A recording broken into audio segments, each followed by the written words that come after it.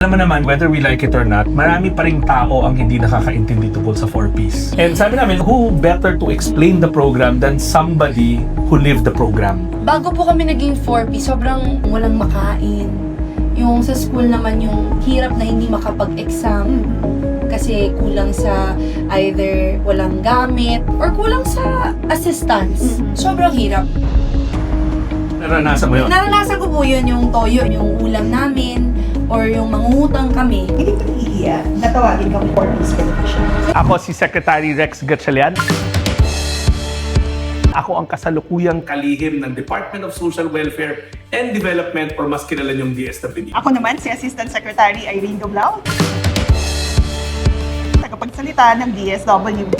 Alam niyo, araw-araw hanggang ngayon, it's been 3 years since sumama ako sa department. Every time nag-iikot ako or sincheck ko yung Facebook account ko, marami pa rin tayong mga kababayan ang nagtatanong. Ano ba yung mga programa? Paano ba makasali sa programa? At ang dami pa rin misinformation or fake news tungkol sa mga programa at mismo tungkol sa Department of Social Welfare and Development. Marami pang tanong hinggil sa mga programa at serbisyo ng DSWD. Kaya ngayon, bibigyan natin ng mukha at boses ang mga benepisyaryo ng mga programs and services natin. Kaya pinag-usapan namin ni Irene na dapat siguro magkaroon tayo ng mga real-life experiences o mga totoong benepisyaryo na sila nalang magkwento kung paano ba nila na-access yung programa, kung paano ba sila natulungan ng programa para once and for all ma-dispel na natin lahat ng fake news at maling impormasyon. So welcome to the very first episode ng Ganito Kasi Yan. The DSWD Podcast. Samahan nyo kami sa kusina ng DSWD para ma-meet natin yung very special guest natin sa kauna-unahang episode natin para ikwento yung kanyang experience tungkol sa 4Ps. Samahan nyo kami!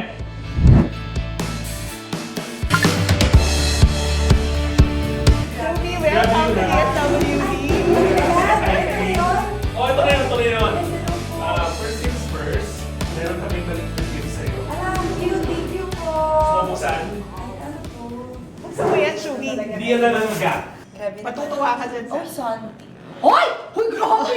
Hoy, ate mo Oh, di ba? Binigyan ako ng So, alam namin na favorite mo ang steak. Sabi ko yung pinakamadaling lutuin, di ba?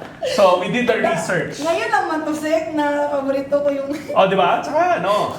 Welcome to DSWD. Ito ang kusina. Dito kami nagchichismisan talaga. Di ba, Irene? Pagka regular day, sabi ko nga, pagka may gusto ka malaman sa isang tao, saan mo siya dinadala? Kusina. Sa kusina. Diba? Kaya, sobrang ganda ng feeling. Yes, kasi Shubi maganda magkwentuhan, magchismisan habang kumakain, di ba? Actually, si Irene, may gusto siyang pagawa sana. Gusto niya magluto sana daw. Magluluto ka sana namin ng steak, pero Pwede hindi naman. nakahanda ang aming kusina ngayon. Uy, oo, talaga. Thank you sa steak ko. Matutuwa po yung housemate ko, si Ashley. So, kamusta, Shubi? How are things? Good, so good, Sek. Sobrang laki ng pinagbago, but at the same time, my heart is steady. Yun yung nandun ako sa, thank you, Lord. Sikat ka na ngayon. Okay. Hindi na sikat, madam. Ano lang, maraming trabaho na dumadating ba? So, tanggap ko. Katamtaman lang. Katamtaman lang. Dati pa tayo, ano pa tayo, kung sa star pa, little star pa tayo. Hindi, Magiging parang big hindi star na pa. ganon. Uy, magiging big star pa. Hindi na ganon. Hintayin nyo, pag maging star ako, balitaan ko kayo. Anyway, so Shubi, kaya kami nag-invite. Nabalitaan namin 4Ps beneficiary kayo noon. So yun yung gusto namin pag-usapan. And alam mo naman, Shubi, whether we like it or not, marami pa rin tao ang hindi nakakaintindi tungkol sa 4Ps. Maraming misunderstanding, misconception, maling kuro-kuro, misinformation, or straight out fake news tungkol sa 4Ps. Exactly. Yes. Kaya maraming criticisms about the program kasi hindi nila lupos na naiintindihan ang programa. And sabi namin, who better to explain the program than somebody who lived the program? O, sige, ito muna. Kwento mo muna kami. Alam ko, lumaki ka, sabi sa'yo, we did the research, lumaki ka sa Santa Fe. Yes. Dalawa, Sek. Pulumulok. Sa Pulumulok at saka sa Santa Fe. Kailan ka lumipat sa Santa Fe from Pulumulok? Ay, Sek, ano yun? Ganun-ganun. Balik-balik. Yes, so, pero Lipat-lipat kayo from grade Pulumulok 1, to first Cebu. grade, sa Pulumulok kami na. Doon kami naging 4Ps. yes, Ilan taon ka 4Ps nun? member. I was 11 years old.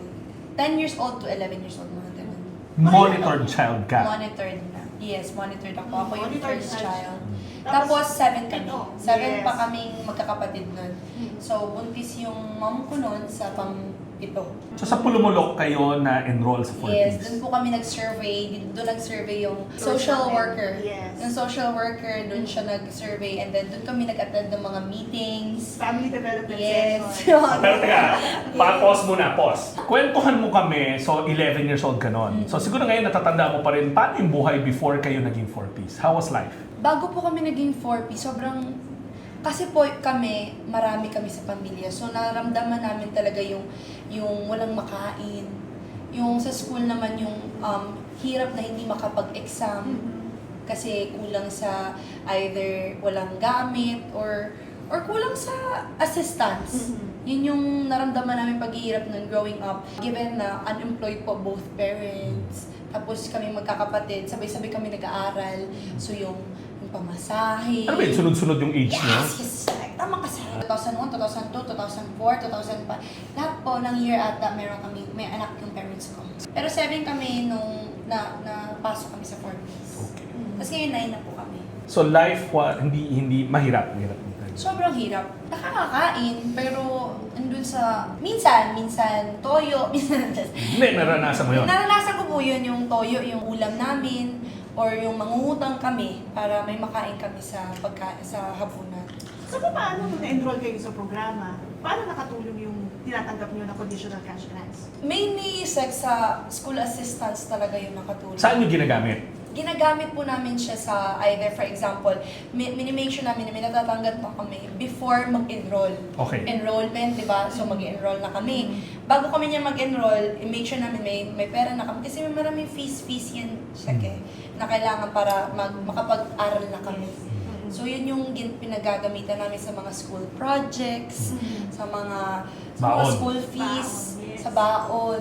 Yan po yung mga nakakatulong talaga, baon talaga sa Ako kasi sabi ko nga, the best way to explain a program is from somebody who lived the program. Yung kahirapan sa mga naranasan mo ng hindi kumakain ng tama or gutom. What does poverty do to a person? Lalo na sa bata. Kasi ano ka lang nun? 9, 10, diba? 11? Yeah. What did that do to you? Actually, Sek, hindi lang siya gutom eh. Kasi a child, I feel like a lot of children are really dreamers. Maraming batang maraming pangarap, pero hindi lahat bibigyan ng pagkakataon. So, aside from the poverty that we've Physical. experienced, yung physical na gutom, kasi kung pumunta ka na, kaya naman yung gutom. No. Sa totoo lang, 3 days kami kumakain, kaya naman yun. Oo. Hindi naman kape-kape, Oo. bread, ano yan, tinapay ka lang. Kaya naman, pero nandun sa hindi ka masyadong kumpara mo yung sarili mo sa ibang classmate mo. As a bata, yun yung ano mo, ba't siya may ganyan, siya ganito yung baon niya, Sabi sa na, lunch subukan mo naman box. pumasok sa school na walang baon, hindi pa nakakain, ganyan din sa mga kapatid mo. Hindi naman. Hindi naman yung parang wala na talagang baon. Masarap lang yung ulam ng iba. Siguro, na komportable as a child, hindi ko yung naramdaman. Sa Kanina school. you were saying something about dreams. Na mga bata, they like to dream. What does poverty do to dreams? In your Parang- case. In my case, minsan po, nawawalan ng pag-asa. Yung, kaya pa ba to? Ikaw, Kaya pa dumaan ba ka sa to? ganon? Oo. Dumaan talaga sa ganon. Wala, kailangan mo talaga patunayan sa pamilya ko na kaya ko talaga to. Kaya ilalaban ko lahat ng pangako. Kasi makapal ang mukha, doktor ang gusto. Sabi mo nga doktor o OFW, di ba? Sabi mo? Or attorney, kasi Attorney. gano'n lang. Options lang yan. Doctor, attorney, or OFW. Okay. Makapal ang mukha ko kasi gusto ko malaking pangarap ko para sa sarili ko. Pero sometimes kasi with poverty, it snatches away. Parang hinihila. Oo. Or ninanakaw. Ninanakaw, yun. Ninanakaw sa'yo yung pangarap na yun. Kasi nandun yung doubt na kaya ba talaga? Na sa daming problema, struggles, challenges, hindi lang sa sarili, sa pamilya. Kaya ba to? Kaya ko pa ba itong ilaban yung pangarap ko? So, in your case, it's not just yung physical. Mm. Tama ba hindi ko? Sabi mo, kaya naman yung gutom. Kaya yun. Lahat ata nang mahihirap siya. Basta, lang, ilaban natin to. Pero hindi kami papayag. Pero ang na mas magugutom nakakatakot kami. yung mawala yung pangarap. Yun, Tama? Yes. So, magandang malaman din nung nakakatanggap na kayo ng cash grants, saan yung ginagamit? At paano niyo natatanggap yung cash grants niyo? Ay, pioneering kami sa Oo nga, Land Bank. pioneering. Okay, hanggang ngayon naman land bank sila, pero nag-Gcash na rin yung iba. Ay! Gcash na ngayon! Before, pupunta pa. Pupunta pa sa DSWD mismo. Oo. Pupunta pa para matanggap yung Nagma-manual payout. manual payout. Pioneer na. kayo kasi, Oo. pioneer. Pero next nun, nagkaroon na ng land bank na ATM. Sige, so paano nyo ginagamit? Sige nga, kwento mo, paano nyo binabudget yun? Ano yung itsura? Kasi every other week yun yung release nun. Hihintayin namin yung release ng pera na yun. Tapos, hindi naman siya ganun kalaki. Hindi talaga. Oo, pero nakakatulong siya sa nag-grocery kami after. Or ginagamit nyo sa school fees, sabi mo? Oo, pag for example, nung na-release na siya, may kailangan kaming bayaran. Eh, hindi lang naman ako isa, dalawa, marami kayong magkakapatid. Sakto yun, yung money kasi na natatanggap namin, taga-child, may natatanggap. Yes, that's So, right. yes. Yung educational cash Yes, grants, yes, no? yes. Na hanggang 3. Yes, hanggang 3. So, Shubi Shine na siya. Kami tatlo. Shubi? Yun po yung Hindi, 3. Sabi mo, Shubi Shine na siya. Shubi. Full shoe pala. Shubi Shine na siya, Shin Shun Shakil. Talagang totoo ba yan? Hindi ko din alam kung bakit. Shubi Shine na siya. Shubi Krishna, Shine Angel, Sean Michael, Shimmy Claire, Sean Michael, Shakil Michael. Hindi lang pala Michael DSWD may Junior. acronym. Kayo din, ha? Yes. Puro S pala, puro shoe. Oo. Basta marami kami magkakapatid, pero pag natatanggap na namin yun, feeling na namin na, ay, may makakain na kami. So nakakatulong. Nakakatulong talaga. Kaya nga sabi ko, nung sinabihan ako na mag-interview na as a 4-piece member before ko, oh my gosh, I'd say yes kasi I will never diminish the fact na it really helped me growing up. Hindi naman siya yung rason kung bakit ako naging Oo successful. Hindi naman. Pero nung time na we were struggling, my parents were struggling, all of us siblings were struggling kung ano. Kasi minsan pag wala kang baon, gusto mo hindi na lang mag-school eh. Ganun yun. Yung mga bata, Kasi tulong na lang mahihiya sa ka. bahay. Tulong na lang sa bahay. Hiya ka din na humingi. Or mahiya ka na yung katabi mo may baon, ikaw wala. Oo, ano ka, ano lang, sa school lang tayo, kain yung papel. Diba? Nandun yung hiya na baka pag, kaysa mahirapan ako, wala akong makain sa school, huwag na lang mag-school. Pero Shubi, dahil sinasabi mo na meron kayong natatanggap, so ibig sabihin, no, nagpo-comply kayo sa conditions ng Yes, yun yung hindi alam ng marami. Maraming qualification Sige, set. ikwento mo, Alam ikwento ko mo. lang yung sa qualification Oh, yan. set. Sige, ikwento Oh my mo. gosh. Kasi marami sabi, pinamimigay lang daw yung pera. Hindi ko alam sa kanila, sa amin, ang hirap. May requirements. Oo, ang hirap ng requirements Oh, sa amin. kailangan Kasi mag-school. for example, nung time na yun, unemployed yung parents ko. So, qualified talaga Okay. sila. Wala silang trabaho. Umaasa kami nun sa lola, lolo. Yan yung bigay ng mga lola, lolo. Yan yung lola, lolo. And then, kami nun, 7. Okay. 7. So, lahat yung nag-aaral. Lahat yung nag-aaral. So, grade 6, grade 5, grade 3, grade 1. So, yan, lahat yung nag-aaral. Kaya, sobrang hirap growing up. Tapos sabi mo, di ba, nag-a-attend din kayo ng family development session. So, paano Oo, ginagawa yung pala, yan? Sec, hindi din pwede na, for example, qualified ka na, 4-piece member ka na, meron ka pa rin kailangan para before ma-release yung pera mo, kailangan pumunta ka sa mga meetings. Yes, yung Yes, family yes. development session. Oo, basta Sumasama ka ba nun? Yes, Doc! Oh my God, I said, oh my gosh. Kung alam mo lang yung pinagdaanan ko sa... Sige. Ano yung experience mo naman sa family Kailangan development makita session? lahat kami magkakapatid. Okay. So dala-dala, buntis pa yung nanay ko, di ba? So buntis siya. Siyempre, hindi niya hawakan lahat ng kapatid. So ako ang dala-dala for the big sister ako kasi ako man yung eldest. Pero ano nangyayari sa mga development sessions? Magka-separate kami. Separate si hindi ko alam, family planning ata Yes, sila. for the adults. Oo. Oo, tapos kami youth development. Youth Yes, meron development. tayong youth Oo. development session. Actually, dalawa yun, Shui. Sa mga adults, marami. Merong budgeting sa bahay. Tinuturuan yung basic skills. Up to now, tumatakbo pa rin yung mga family development sessions. Yes. And sa buong mundo, maraming ganitong conditional cash transfer. Sa atin lang yung merong family development session. Kasi we wanna put the family as the center of the program. Yan ang pride and joy at crown jewel nitong programa na to. Exactly. Kaya tinuturuan natin sila ng iba't ibang mga aspeto. Meron kang, responsible parenthood, merong financial literacy, gaya ng sinabi ng secretary. O, ito, may tanong ako. Sana may sagot ka. So, di nagko-comply. You have to go to family development session. Yes. Did it encourage you to go to school? Sabi mo kasi, ngayon may baon ka na. Eh sabi mo kanina, nahihiya ka minsan pumunta Yeah, kasi yeah. ayaw mo kumain ng pad paper. So, nung nakakatanggap kayo ng grant at may pambayad na kayo ng mga fees at saka meron na kayong konting pambaon, Pamasahe. did it encourage you to go to school? Sobra. Mas yung sinasabi kong ninanakaw sa akin na Pangarap. dream, na pangarap, nagiging clear na. Ay, makapasok ko sa school. Ay, kaya ko na pumunta sa school. Ay, shit. Magagawa ko na yung mga assignments ko, kagagawin ko na kasi papasok na ako kinabukasan. Marami ba kayo na may kakilala ka ba doon sa community nyo na 4Ps nung that time? O kayo lang? Ang maalala ko lang, marami doon na, maraming hindi din ganun ka-qualified. At usually, nangyayari yan, di ba Irene? Alam mo, marami pa rin nagsasabi na dapat kasali ako, pero bakit hindi pa rin ako kasali? Oo, tapos meron, bakit siya Bakit siya kasali? kasali? May Oo. ano naman yan siya. May ganun sa amin. Away-away Meron na. pa rin. Yes, ay dati ha? Meron pa rin hanggang ngayon, pero ang difference Ah. ngayon, because of social media, meron na kaming active na grievance mechanism. So, ibig sabihin, pag feeling mo na karapat-dapat ka at hindi ka nasali, sulatan mo kami, iimbestigahan namin. Pwede i-report. At kung galit ka naman dun sa isa, dahil Oo. feeling mo hindi siya dapat karapat-dapat, Kasi isumbong mo rin. pinarepand mo lang. Ayan, diba niya? Akala ko pedicure, manicure, rin ba? Pwede din. No. Pamper time. Okay, Meron din going doon. back lang to the conditional cash grant. Nabanggit mo kasi kanina na from Pulumulok, South Cotabato, lumipat kayo ng Cebu. So, paano yun? Lumilipat din kayo ng paaralan. Paano yung pag-aaral ninyo? Ayun. Nag-a-adjust din Ayun, kayo. sobrang hirap. Doon ako siguro natuto mag-adjust. Doon parang growing up, hindi lang yung simpleng transfer at the end of school year. Nagda-transfer kami in the middle of Bakit school ba kayo year. lumilipat? Pag nag-aaway ang parents. Kasi nanay mo taga Cebu, Yes. tatay mo taga South Coast. Yes. So, wala kaming sariling bahay. So, nakikita na kami sa mga lola. Okay. So, ngayon, pag away, syempre, ang nanay at tatay, ang nanay ng tatay Bit-bit ko, kayo. syempre, doon siya magkampi sa tatay, paalisin Lipat ng kayo. nanay.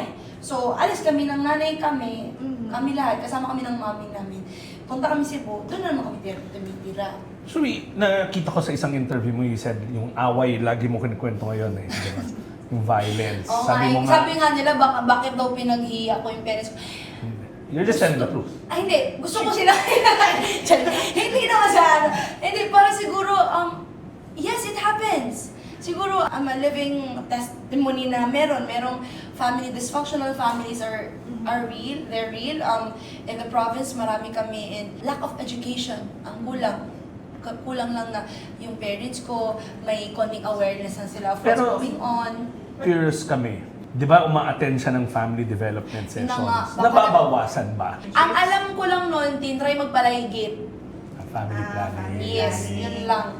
Natuloy? Hindi ko alam kung natuloy. Sabi mo, try eh. Nag-9 nga kami sa second. Hindi, after the 9, baka naman 12 na kayo. Eh, ako hindi na yung legit. pumutol pag 9. Paano mag-doktor na? Yun yung, ako na yung nag-push Did you talaga. see? Kasi ikaw may, you were the eldest. May nakita ka bang changes sa pagsasama ng mom mo at ng dad mo nung umaattend na sila ng family development session? Kasi yun yung dapat makita natin na improvements. Siguro may awareness na Okay. it's just the responsible act of doing it. Hmm. Yun yung medyo siguro lacking on their end. Don't mind me asking, ngayon magkasama pa rin sila. Magkasama pa rin Oh, sila, you see? in fairness. The family development session work. Kahit nag-aaway nag-develop sila. naman. Siguro kasi din, Sek, yung parents ko, kahit na ganun sila ka-irresponsible, sabihin kong responsable, especially us growing up, hindi naman nagkulang sila sa pagmamahal sa amin. Yung parang, nandun naman yung in-instill nila sa amin yung values na kailangan namin matutunan. Nandun pa rin naman, hindi naman sila ganun ka-anong mga magulang. Nandun pa rin na alalay pa rin sa amin. Yung importance or value ng pag-aaral. Lagi ba Oo, nilang diniremind sobra yun. Kaya kailangan namin mag-comply sa school nun. Kailangan may mga records Yeah, na kailangan. part yan ng compliance. Oo. So, sabay-sabay kami nun. So, in short, hindi naman nila kami pinabayaan sa ganun na kailangan mag-aral. Ako kaya nga malaking pangarap kasi they let me naman. They let me. Hindi lang sure kung gagastusan nila, pero hindi lang sure kung matutulungan nila ako. Pero kung dream man lang, mag-dream ka dyan. So at least ini-encourage nila So kayo dahil maganda nag-dream, school. so in short, if I were to, tama ba ito ang statement ito, 4Ps kept your dream intact. Or It helped. helped. It helped. Yan, parehas na tayo, Yes. it helped. It Keep your helped. dreams Yes. intact. Yes. Kaya napadpad ka sa TikTok verse. And then the rest is history. Yes, the rest is history. Ito. Buhay na ngayon. Ngayon wala na kayo sa 4-piece. Mm.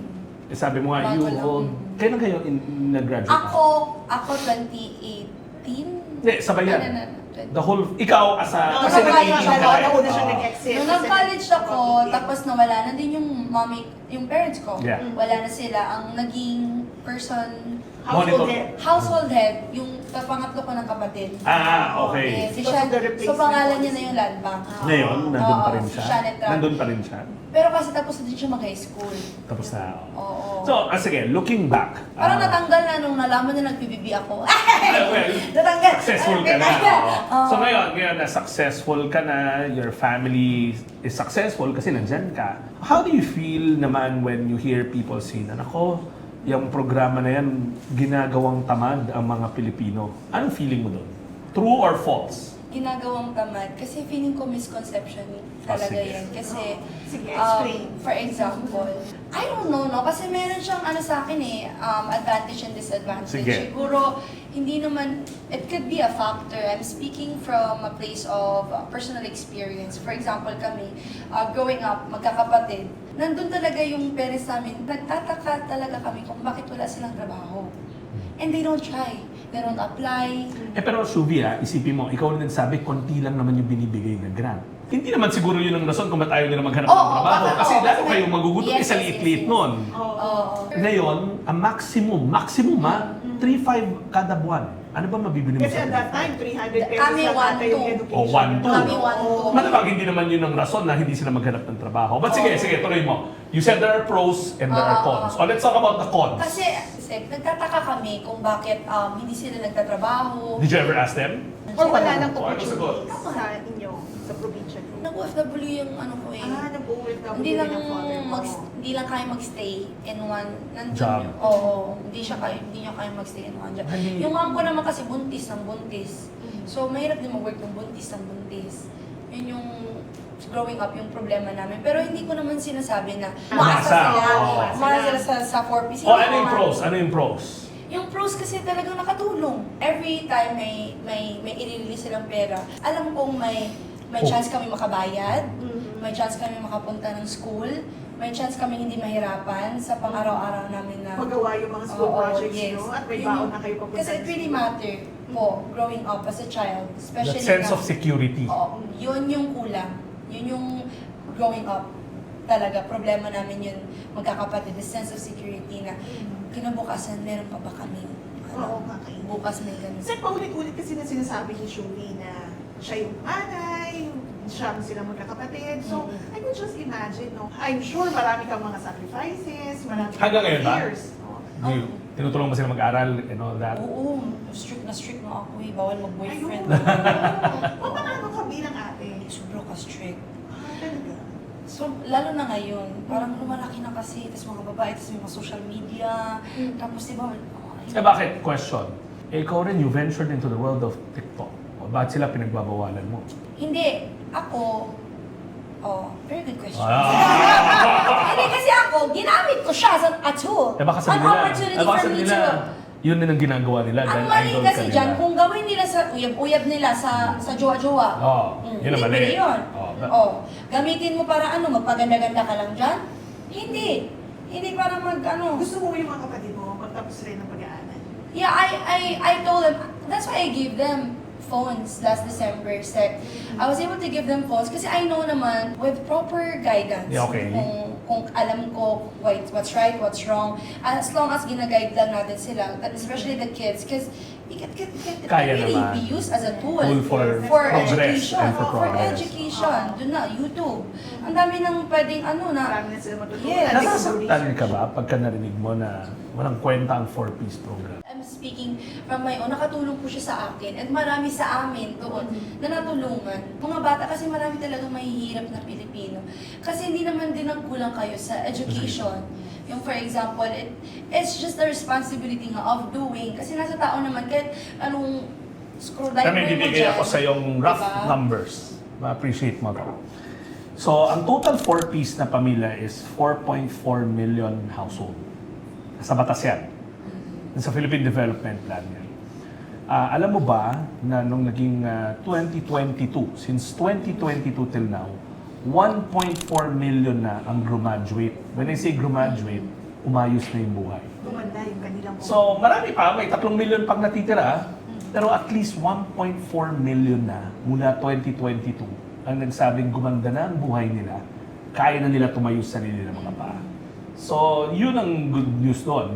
Meron ng mga success stories na gumanda ang buhay. Marami ang gumanda ang buhay. Kasi pwede nila din, pwede i-base lang sa dito na banda sector, yung 4-piece dito sa inyo. Kasi nung nandito ako, very lavish talaga ang buhay dito sa Manila, tsaka matataas ang ano. Sa province talaga, kung gutom, literal talagang, pero in fairness naman, may mga makukuha naman kaming gulay sa gilid-gilid. May backyard Pero gardening. dito wala ka talaga hangin yung kakainin mo dito, polluted pa. Sabi mo dahil nakatulong yung 4-piece program, and marami namang naiambag yung programa sa inyo. If halimbawa lang, may makausap kang bata, little Shuvi, sabihin na natin, na 4-piece beneficiary, anong sasabihin mo sa kanya? Gaganda ang buhay mo. Basta magpatuloy ka lang, magpursige ka lang. Huwag ka lang tumigil.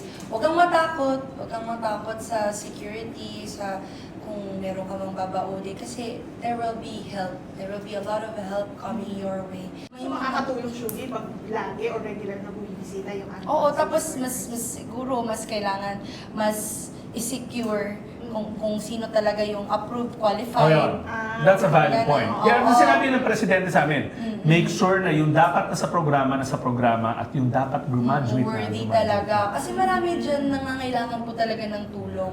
So, with proper help from DSWD, from 4Ps, mas makakatulong, mas magkakapag-aral sila. Diba? So, siguro yan yung... yung programa. Kasi meron din naman talagang sigurong member na hindi naman ganun ka-need. Yeah. Or, baka sa ganun, sa security list of those people. So next time, pagka may inalis kami dun, sabi Sabi ni Shuvi. sabi ni Shuvi, alisin ka na raw. Ito.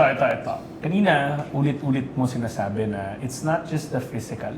Kasi maraming tao iniisip yung 4-piece is about material. But gusto ko yung sinabi mo na it gave you that sense to keep on dreaming. Kasi may sense of security, sabi mo. Yes. Do you think there are things we can improve with the program? Sabi mo, tulungan yung mga social workers so that they can improve service delivery. Meron pa ba?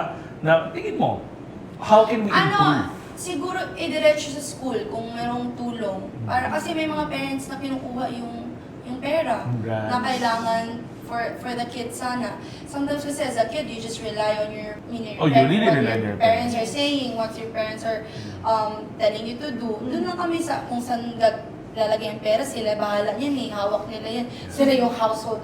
Siguro kung school fees talaga, ang school assistance talaga ang gustong itulong Idiretso ng na sa school. bigyan po natin sa mga kids na kailangan talaga ng tulong. Kasi may mga fees talaga na sa school na minsan yun yung nakakahiyang di ba? May i-deposit natin bala kung, may school fee, claim it to my tab. Pwede mo sa tab ko. Pwede mo sa tab ko, nandiyan lang. Diretso sa designated talaga na if it's sa school, sila na. Kanina nabanggit mo na nag-a-attend ka rin ng youth development Oo nga. session natin. Meron ka bang gustong matutunan? Kung halimbawa babalik ka doon sa period na nasa programa pa kayo At nag-a-attend hindi ka ikaw ng si mga- Shuvi. Meron ka bang gustong malaman kapag nag-a-attend ng Yeah. Ang good question. Ang maganda niya, siguro sex education, pwedeng mga ganon. Para maiwasan yung Oo. yung Teenage pregnancy. Teenage pregnancy. Also, siguro some batas na pwede nating maturo sa mga kids. To protect themselves. To protect themselves. Lalo na kababaihan. Yung mga ganun. Marami kasi mga bata na more than, ang tinuturo kasi sa amin, alala ko, go, grow, glow. Importante yan. Eat right. And then segregation. Na mabubulok, hindi nabubulok. Recyclable. Ganun yung mga Pero siguro education of... Kasi times are changing. Yeah, times are changing now, it's evolving. So siguro ngayon, people can be more knowledgeable of... marami pa rin kasi sa probinsya na hindi knowledgeable enough. Gusto ko sinabi, Shuvi, sex education. Yes, sex education. And then of course, yung how to prevent abuse from online. Yeah, how to protect yourself, how to protect as a woman, as a child. Ano bang mga batas ang mo poprotekta sa akin para again there's security na Nandiyan pala, Empowered. aside sa money na pwede itulong ng 4P sa akin, ay alam ko nasa likod ko sila. Yan yung maganda, yung mga non-material assistance. Oo. Siyempre, may isa pa akong tanong. Ano yun? Hindi ba naiiyak? Natawagin ng 4P's Foundation? Hindi. Hindi talaga. Baka proud ba nga ako eh. Tapos may natatanggap talaga kami nun. Hindi kasi ikakahiya na nangailangan talaga kami ng tulong nung kabataan. Natulungan kayo ng gobyerno? Natulungan kami ng gobyerno. Natulungan kami. Nagpapasalamat ako kasi nandun yung hindi lang ako mga kapatid ko. Yung parang naiahon kami sa kagutom din, sa ganun. Shubi, kung mag-invite ka namin na magsalita sa mga youth development sessions namin, would you be willing to join? Oh my gosh, please. Oo, please. Please po kung meron kayo sa extra. Kahit yun po sa... Ngayon, sige. Kaya ko po to share my experiences. Ano sasabihin mo sa mga 4P's beneficiaries natin? Lalo na sa kanilang mag-aaral. Siguro to not solely rely on it. Yeah. You know, it can help you. Yes, it will help a little bit. Pero hindi mo kailangan iasa lahat sa gobyerno, sa 4Ps, kung member ka man, hindi sila ang magbabago ng buhay mo. Ikaw, nasa iyo yan. Nakahawak-hawak mo ang future mo. But they're gonna help.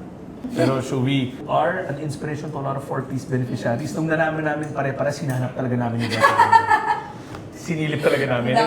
And we're proud of you na maski pa paano, sabi mo nga, it wasn't the reason why you became successful, but it helped. It helped me, especially growing up. Little Shuvid was really grateful for 4Ps. Ako, Sek, I wanted to thank Shubi for showing to us the ate that she was.